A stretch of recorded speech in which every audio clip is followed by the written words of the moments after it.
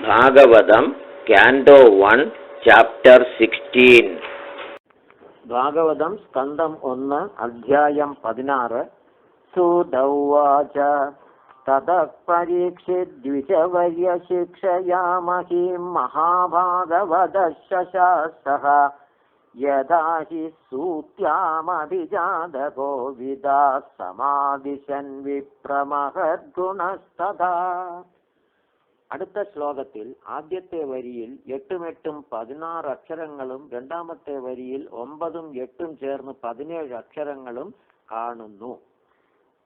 സ ഉത്തരസ്യ തനയാമുപയേമയിരാവതീം ജനമേ ജയാദീം ചതുരസ്തസ്യാമുത്പാദയത് സുതാൻ ആജഹാരാശ്വമേധാം സ്ത്രീൻ ഗംഗായാം ഭൂരി ദക്ഷിണാൻ ശാരദ്വദം ഗുരും കൃത്വാ ദേവായത്രാക്ഷി ഗോചരാഃ നിജഗ്രാഹൗജസാ വീരകലിം ദിഗ്വിജയേ ക്വചേത് നൃപലിംഗധരം ശൂദ്രം ഘ്നന്ദം ഗോമിഥുനം പദാ. ശൗനക ഉവാച കസ്യ ഹേതോർനിജഗ്രാഹ കലിം ദിഗ്വിജയേ നൃപഃ നൃദേവ ചിന്നധൃത് ശൂദ്ര കോസൗ ഗാം യത്പദാഹന.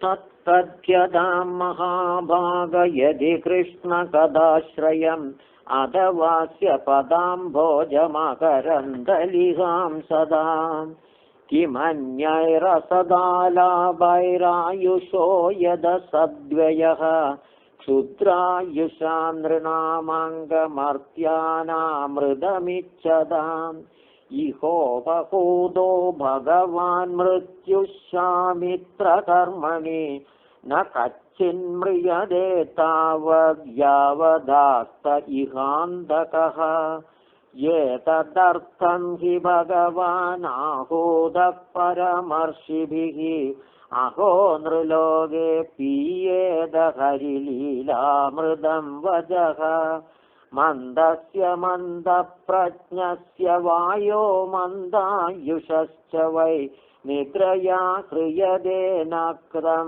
ദിവാ ച വ്യർത്ഥകർമ്മഭിഃ. സൂത ഉവാച യഥാ പരീക്ഷേത് കുരുജാംഗലേ ശൃണോത്കലിം പ്രവിഷ്ടം നിജചക്രവർത്തിതേ നിശമ്യ വാർത്താമനതി പ്രിയാം തദശരാസനം സംയുഗശൗണ്ഡിരാദദേ സ്വലംകൃതം ശ്യാമതുരംഗയോജിതം രഥം മൃഗേന്ദ്രധ്വജമാശ്രിത പുരാത് വൃദോ രഥാശ്വദ്വിപവതിയുക്തയാ സ്വസേനയാ ദിഗ്വിജയായ നിർഗതഃ ഭദ്രാശ്വം വേദുമാലം ച ഭാരതം ചോത്തരാൻ കുരൂൻ കിം പുരുഷാദീനി വർഷാണി വിജിത്യ ജഗൃഹേ ബലിം തത്ര തത്രോപശൃണ്വാന സ്വപൂർവേഷാം മഹാത്മനാം പ്രഗീയമാനം ജയശ കൃഷ്ണമാഹാത്മ്യസൂചകം ആത്മാനം ച പരിത്രാദമശ്വദ്ധാംനോസ്ത്രതേജസഃ സ്നേഹം ച വൃഷ്ണിപാർത്ഥാനാം തേഷാം ഭക്തിം ച കേശവേ. തേഭ്യഃ പരമസന്തുഷ്ട പ്രീത്യുജ്രംഭിതലോചനഃ മഹാധനാനി വാസാംസി ദദൗഹാരാൻ മഹാമനാഃ സാരഥ്യ പാരഷദ സേവന സഖ്യ ദൗത്യ വീരാസനാനുഗമന സ്തവന പ്രണാമാൻ സ്നിഗ്ധേഷു പാണ്ഡുഷു ജഗത് പ്രണതിം ച വിഷ്ണോർഭക്തിം കരോതി നൃപദേ ചരണാരവിന്ദേ. തസ്യൈവം വർത്തമാനസ്യ പൂർവേഷാം വൃത്തിമന്വഹം നാദിദൂരേ കിലാശ്ചര്യം യഥാസി തന്നിബോധ മേ. ധർമ്മപദൈകേന ചരൻ വിച്ഛായാമുപലഭ്യതാം പൃച്ഛതി സ്മാശ്രുവദനാം വിവത്സാമിവ മാതരം.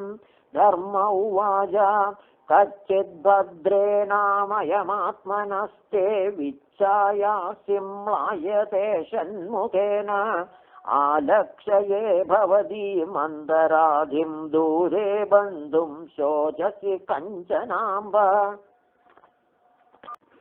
पादैर्न्यूनं शोचसि मैकपादमात्मानं वा वृषलैर्भोक्ष्यमाणम् आहो सुरादीन् हृदयज्ञभागान् प्रजा उदस्विन्मखवत्यवर्षदि अरक्ष्यमाणा स्त्रिय उर्विबालान् शोचस्यधो पुरुषाद्यैरिवार्तान् वाजं देवीं ब्रह्मकुले कुकर्मण्यब्रह्मण्ये राजकुले कुलाग्र्यान् किं क्षत्रबन्धून् कलिनोपसृष्टान् राष्ट्राणि वा तैरवरोपितानि इतस्ततो वाशनपानवासस्नानव्यवायोन्मुखजीवलोकम् यद्वाम्पदे भूरिभरावतारकृतावतारस्य करेर्धरित्री अन्तर्हितस्य स्मरति विसृष्टा कर्माणि निर्वाणविलम्बितानि इदं ममाचक्ष्वतवादिमूलं वसुन्धरे येन विकर्षितासि कालेन वादे बलिनां बलीयसा सुरार्चितं किं हृदमम्ब सौभगम् धरण्युवाच भवान् हि वेद तत्सर्वं यन्मां धर्मानुपृच्छसि चतुर्भिर्वर्तते येन पादैर्लोकसुखावहैः सत्यं शौचं दया क्षान्तिस्त्यागः सन्तोष आर्जवं शमो दमस्तपः साम्यं तितिक्षोपरतिश्रुतं ज्ञानं विरक्तिरैश्वर्यं शौर्यं तेजो बलं स्मृतिः स्वातन्त्र्यं कौशलं कान्तिर्धैर्यं मार्दवमेव च प्रागल्भ्यं प्रश्रयशीलं सहवोजो बलं भगः गाम्भीर्यं स्थैर्यमास्तिक्यं कीर्तिर्मानोनकं कृतिः ये ते चान्ये च भगवन्नित्या यत्र महागुणाः प्रार्थ्यामः त्वमिच्छद्भिर्न वियन्ति स्म कर्हि चेत् तेनाहं गुणपात्रेण श्रीनिवासेन साम्प्रतं शोचामि रहितं लोकं पाप्मना कलिनेक्षितम् आत्मानं चानुशोचामि भवन्तं चामरोत्तमं देवान् पितॄन् ऋषीन् साधून् सर्वान् वर्णांस्तदाश्रमान्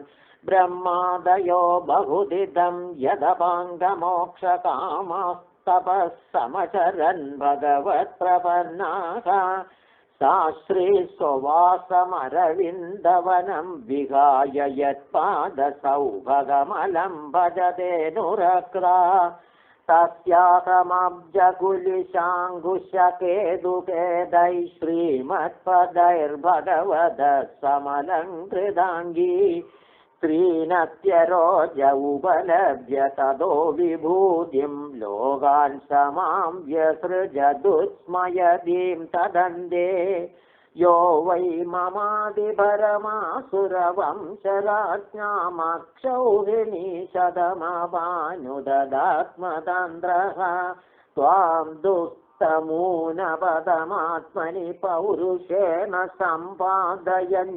यदुषुरम्यमभिभ्रदङ्गम् का वा सहेदविरहं पुरुषोत्तमस्य प्रेमावलोकरुचिरस्मितवल्गुजल्पैः स्थैर्यं समानमहरन्मधुमानिनीनां रोमोत्सवो मम यदङ्घ्रिविडङ्गितायाः तयोरेवं कथयतो पृथिवीधर्मयोस्तथा परीक्षिन्नाम राजर्षिः प्राप्तः प्राचीं सरस्वतीम् इति श्रीमद्भागवते महापुराणे पारमहंस्यां संहितायां प्रथमस्कन्धे पृथिवीधर्मसंवादो नाम षोडशोऽध्यायः।